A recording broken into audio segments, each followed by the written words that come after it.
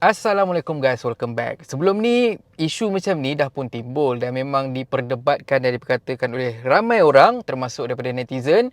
Contohnya macam isu pasal Muslim pergi ke kuil untuk cuci kuil tu. Yalah, maklumlah waktu tu kan musim banjir kan. Jadinya adalah pasukan-pasukan sukarela yang pergi buat gotong royong untuk bersihkan kawasan-kawasan yang sewaktu dengannya. Aku awalnya tak ada masalah, tapi lepas agamawan mula bersuara, makanya aku pun tahu benda tu sebenarnya tak boleh. Rumah ibadat orang lain, biar diorang yang uruskan sendiri. Islam memang suruh kita untuk hormat agama lain, tapi tak adalah sampai kita kena menyembah ataupun kita pergi meramaikan rumah ibadat orang lain tanpa sebab yang kukuh. Anyway, back to the story, timbul satu lagi isu yang mana baru-baru ni ada statement daripada Presiden muda iaitu Yang Berhormat Syed Saddiq yang bagi statement pasal umat Islam join aktiviti yang diadakan dekat rumah ibadat agama lain. Aku bacakan sikit untuk korang. Muda bantah JAIS larang umat Islam sertai program rumah ibadat lain. Presiden muda Syed Saddiq tidak bersetuju dengan peraturan Jabatan Agama Islam Selangor melarang program melibatkan umat Islam di rumah ibadat orang lain. Ahli Parlimen Muar itu berkata program dan usaha untuk menyemarakkan lagi keharmonian dan kesefahaman antara rakyat seharusnya disambut dengan baik oleh semua pihak di semua peringkat.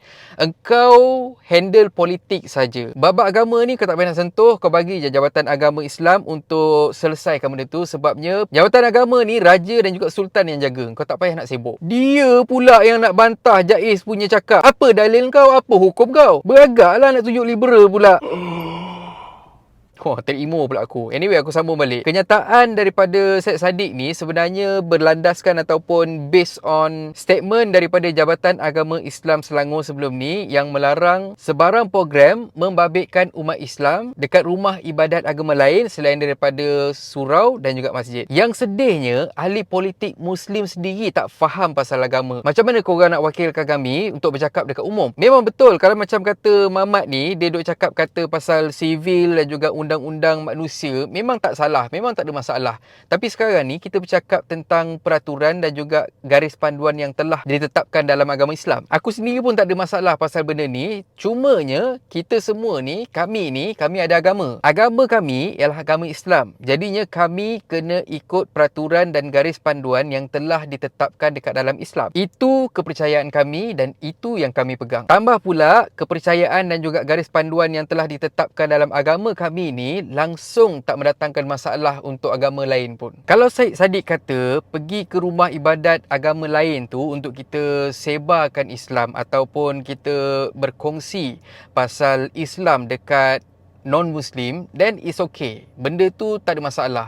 Dan satu lagi, kalau kata kita ada keluarga dan keluarga kita non-Muslim dan mereka berkahwin dekat gereja, kita memang disunatkan untuk hadir ke majlis tu sebabnya ini ialah urusan keluarga. Tapi kalau pergi hanya untuk meramaikan dan juga untuk kita memeriahkan majlis dekat rumah ibadah agama lain, yang tu diharamkan. Engkau masjid depan rumah pun kau jarang-jarang pergi, ini kau pula sibuk nak pergi rumah ibadat orang lain. Dan apa yang aku baca ni, yang hukum-hukum yang aku bagi kat korang ni, aku tak cakap ikut suka hati mulut aku je. Aku cakap berdasarkan daripada panduan yang telah ditunjukkan ataupun telah diberikan dekat dalam website Mufti Wilayah. Aku ada share link, korang boleh baca dan korang boleh belajar sendiri. Especially kepada mereka yang sependapat dengan Syed Saddiq. Sebagai seorang wakil rakyat dan juga ahli politik Muslim, muda pula tu, dan juga jadi ikutan untuk golongan-golongan muda dekat luar sana tu, sepatutnya Syed Saddiq jadi ikutan dan juga jadi orang tengah untuk sebarkan kefahaman pasal agama Islam. Ini masalahnya, kenyataan pun tak lekap dan juga mampu buatkan orang keliru dan juga lagi salah faham. Nak pancing undi pun agak-agak lah. Konon nak bagi tahu dekat orang luar, oh kami ni muda, kami ni memang open punya, tak ada masalah. Janganlah bergenang atas nama agama. Lainlah cerita kalau kata kau nak mempertahankan dan juga kau nak sebarkan pasal ajaran Islam. Untuk pengetahuan korang, aku memang ada ramai sahabat-sahabat dan juga kenalan aku yang memang